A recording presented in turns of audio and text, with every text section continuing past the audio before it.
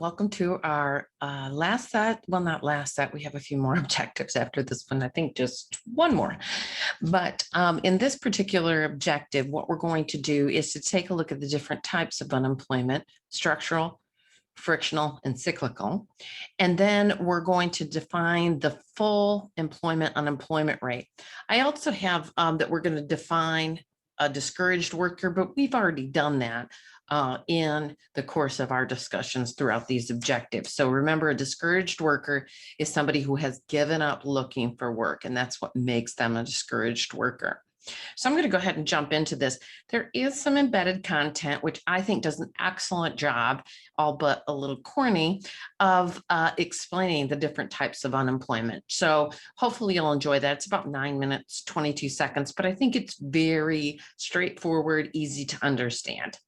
So let me go ahead and share my screen with you. Here we go. Okay, so as I said, we already defined as discouraged workers. So we're going to talk about these types and categories and then define full unemployment.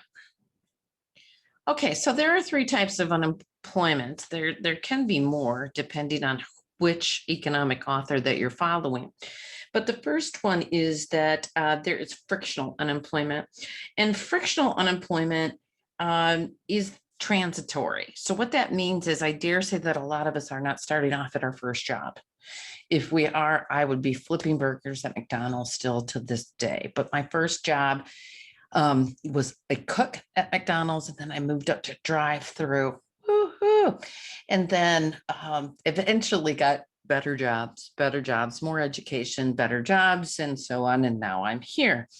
So my point is that this frictional is good. It doesn't necessarily mean it's a bad thing, because hopefully you have changed jobs for a better job and more opportunities. So frictional is always going to be in our system, because even if we've been offered a new job, we still may have a little bit of time between the previous job and the new job. Technically, we're unemployed during that time, okay? Structural is a little bit different. Structural is very much concerning because this is where there's less jobs than there are workers, okay? And we can talk about technological structural, and that's where technology has replaced a person that did a job. We could talk about offshoring. This is where the jobs have left this country to go somewhere else. So structural is a little bit longer term and can be a little more severe to an economy. Cyclical is the true definition is any deviation from the natural rate of unemployment. And cyclical basically is the business cycles. As we go through periods of expansion, then we're going to have higher employment.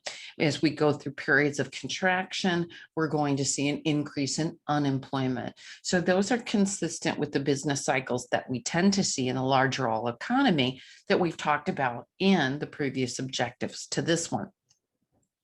Okay, at this point, what I'd like you to do is to click on this video, all right? And hopefully it'll open in a new window, so I'm not talking over top of it. If not, you can stop. It is on the YouTube channel that I have, but it's about 9 minutes, 22 seconds and does a good job explaining the types of unemployment. Full employment or unemployment rate. So again, we're always going to have some frictional. And if we have a healthy rate, right, because I talked about in one of my intros, how do you know if you're getting sick? Well, how do you know if you're healthy, right? So we tend to do tests and checkups and things like that. 5% is the natural rate of unemployment. It is increased upward or decreased downward based upon a large set of trends. But right now it's 5%. Any deviation, either positively or negatively, from that 5%, employment rate becomes full employment if it's a good thing, or full unemployment if it's a bad thing, and we call that cyclical as well. All right, so that's the end of this learning objective, and I look forward to seeing you back for GDP gap. Thanks.